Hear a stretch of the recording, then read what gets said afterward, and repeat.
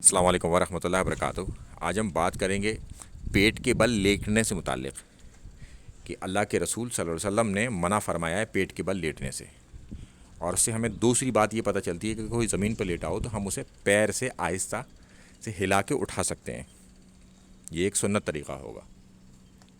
تو اللہ کے رسول صلی اللہ علیہ وسلم نے منع فرمایا کہ اللہ تعالیٰ کے رسول صلی اللہ علیہ وسلم نے فرمایا کہ اللہ تعالیٰ نے پیٹ کے بل لیٹنے سے منع فرمایا ہے۔